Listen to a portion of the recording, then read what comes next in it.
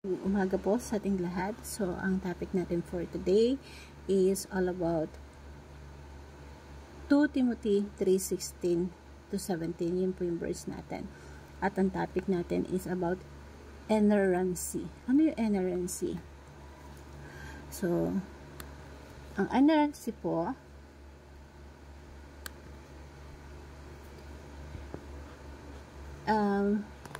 inerrant. Yung Biblia, walang error, inerrant. Pag sinabing inerrancy is truthfulness of the Bible. Yung Biblia, totoo. Walang mali. At mapagkakatiwalaan talaga natin. So, inerrancy refers to the belief of the Bible and is the original manuscript. It's without error in all that it affirms. At napaka-importante na yung Biblia, wala siyang error sa lahat ng kanyang ina-affirm, sa lahat ng sinasabi, whether history, science, or theology.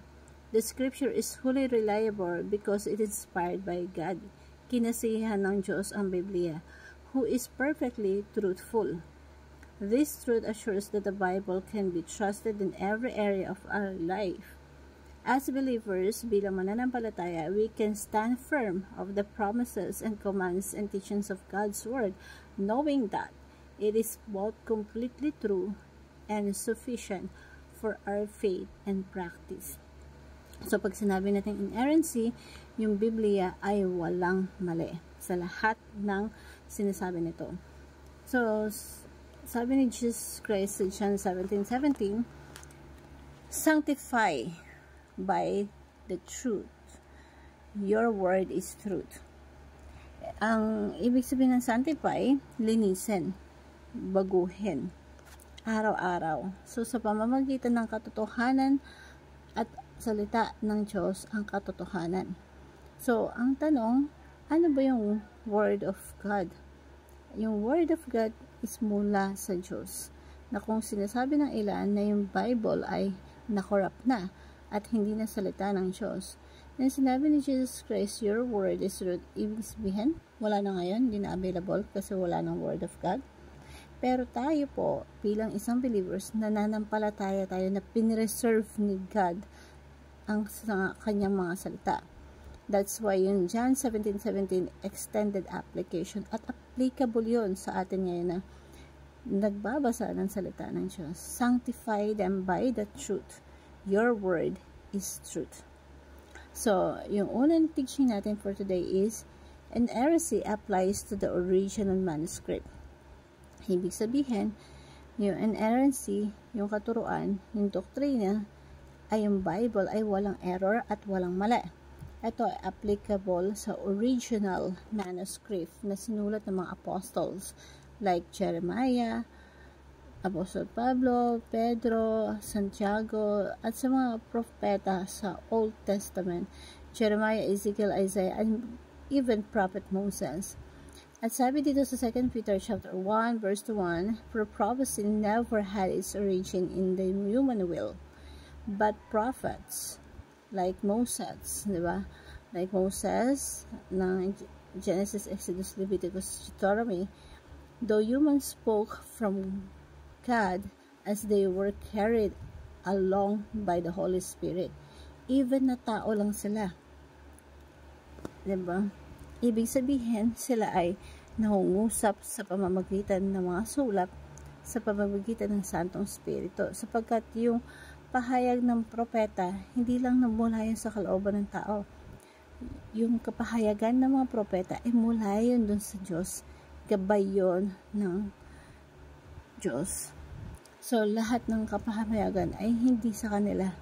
Mula sa Espiritu ng Diyos. And, kaya narapat lang na pagkatiwalaan natin yung salita ng Diyos.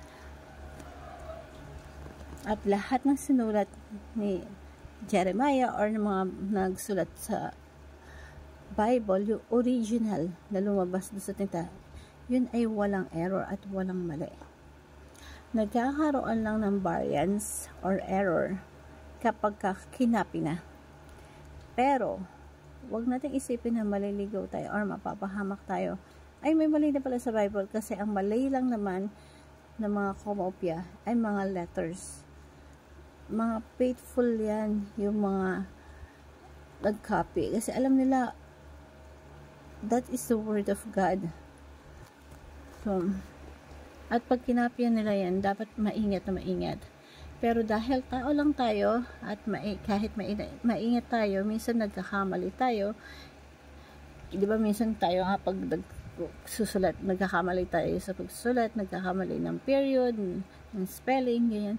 So, noong unang panahon, yung spelling, hindi importante. Kaya nagkakaroon ng variance. But, hindi natin sinasabi na error, but variance. Kasi noong unang panahon, yung mga tao, hindi naman ganun kahalaga sa kanila ang spelling.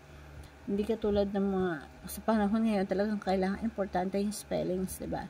Kaya nagkakaroon ng variance, pagkakaiba-iba. And aside from that, yung mga sinulat ng Apostle Pablo, tinatranslate pa ito sa ibang language. Pag English, Tinagalog mo, nagkakaroon ng differences. But it doesn't mean na hindi na salita ng Diyos yun. Yung Bible natin, yung Tagalog, dahil Tagalog, ibig sabihin, hindi na salita ng Diyos yun. Kasi Greek yun na sinulat ng Apostle Pablo Yung mga writings niya, tapos translate sa Tagalog. Ibig sabihin, hindi na salita ng Diyos yun.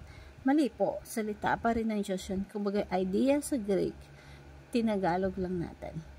So, inerrancy means also the Bible has no error. Again, pinanghawakan natin na yung 2 Timothy chapter 3, 16-17, all scripture is God-breathed and is useful for teaching, rebuking, correcting, and training, and righteousness. So, yung mga kasulutan, talagang kinasihan ng Diyos, may santong spirito.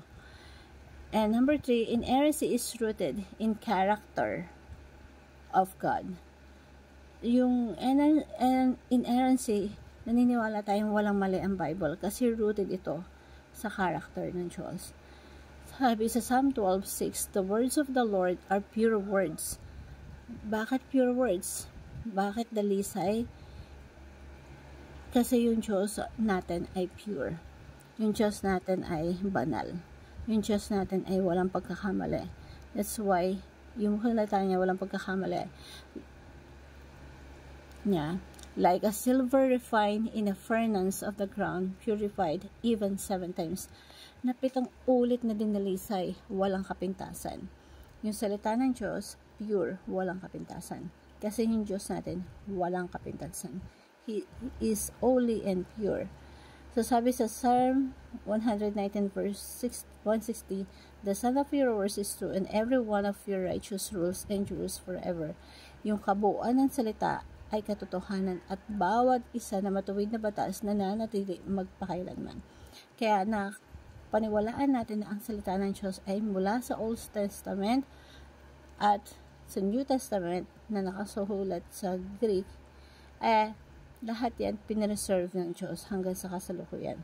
Kahit pa po yan nakatranslate sa Tagalog, nakapreserve pa rin ang salita ng Diyos para mas maintindihan natin.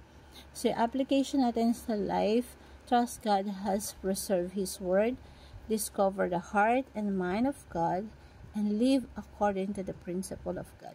Magtiwala tayo na ang Diyos natin, siya yung nangusap sa Old Testament, sa New Testament, sa mga propeta, sa mga apostle, yung kanilang pinangungusap ay naisulat sa Biblia, na preserve sa kapanahunan natin ngayon, na binabasa natin ngayon.